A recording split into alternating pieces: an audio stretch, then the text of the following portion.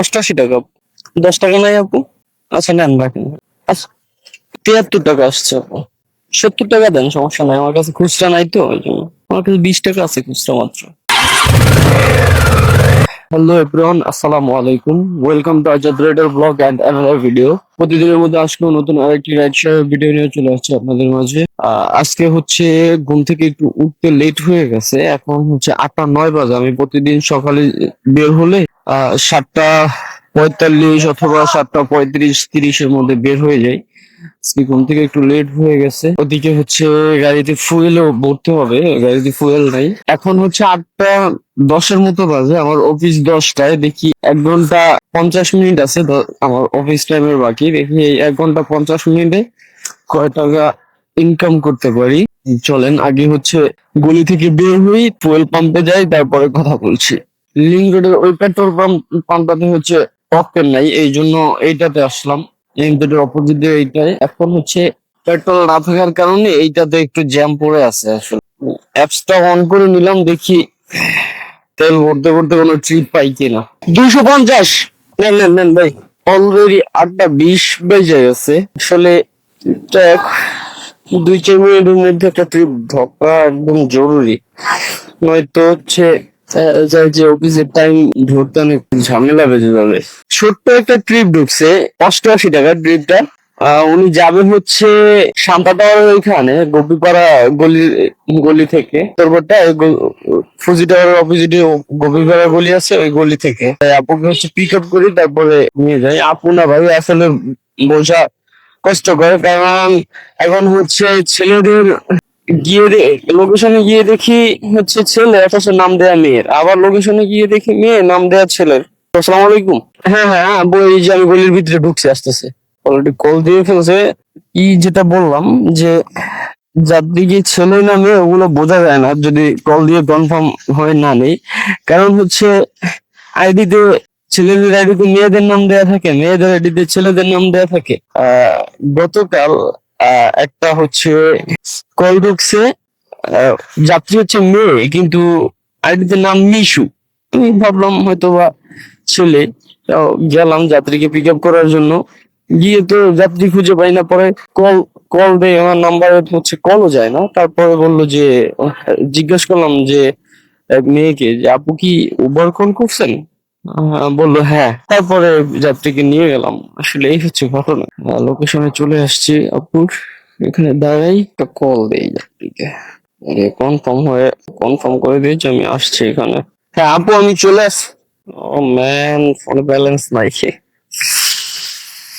আহ, ফোনে মিনিট নিয়ে নেই।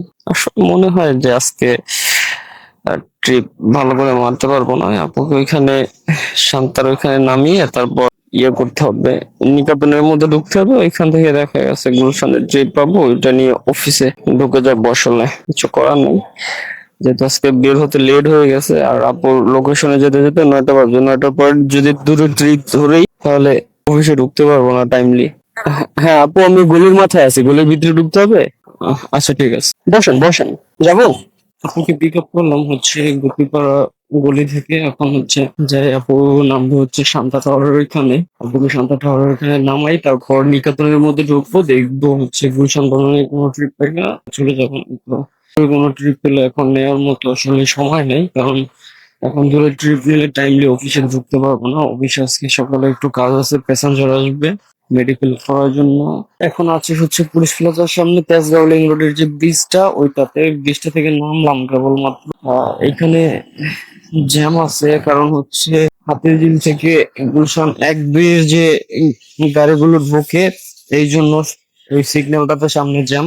মোটামুটি ভালোই জ্যাম, প্রায় 4-5 মিনিট দাঁড়িয়ে আছে এখানে, কেবলমাত্র সিগন্যাল ছাড়লো। আপনি কি শান্তা টায়ারের এখানে নামবেন? এখানে দাঁড়াবো?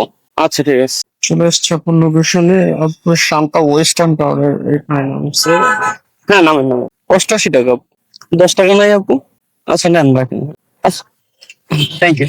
আপুর ভাড়া আসছিল 188 টাকা। আপু 100 টাকা দিয়েছে। আমি ওনাকে সাধছি যে আপু আপনি নেন, 20 টাকাই নেন, সমস্যা নাই। উনি আমার কাছে 12 টাকা পাইতো, আমি ওনাকে 20 টাকা নিয়ে সাধছি, উনি দেয় নাই। উনি আমাকে 100 টাকাও দিয়ে দিছে।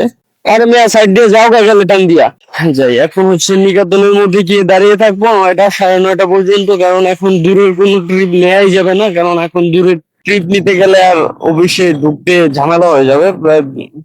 এখন অলরেডি 9:30 বেজে গেছে। এই নিকেতনের মধ্যে দাঁড়ালে হচ্ছে গুলশান 1-2 ট্রিপ পাবো, ওইখান থেকে একটা ট্রিপ নিয়ে অফিসে ঢুকে যাবো। আর যদি বনানীর ট্রিপ পাই তাহলে তো কোনো কথাই নাই। ওয়ালাইকুম সালাম আপু, উবার থেকে বলছিলাম, লোকেশনই আছি। কত নাম্বার রোড আপু? ডি ব্লক না 44 নম্বর বাসা? এটা কত নাম্বার রোডে আপু? 8 নম্বর রোড। আচ্ছা দেখছি, আমি তো হচ্ছে আপনার লোকেশন যেটা সেট করো ওইখানে দাঁড়ান। আচ্ছা আসতেছে, সমস্যা নেই। আচ্ছা আচ্ছা ঠিক আছে।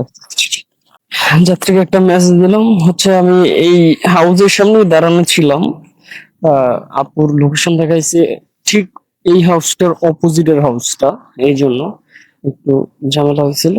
আচ্ছা আপু আসতেছে, মেসেজ দিয়ে দিছি। আপু যাবে হচ্ছে মনে হয় শাহাবুদ্দিন মেডিকেলের ওইখানে। যাই আপুকে ওইখানে ড্রপ করি, তারপরে কথা বলছি। আপুকে ওইখানে ড্রপ করে অফিসে চলে যাবো, বনানীতে ঢুকে যাবো।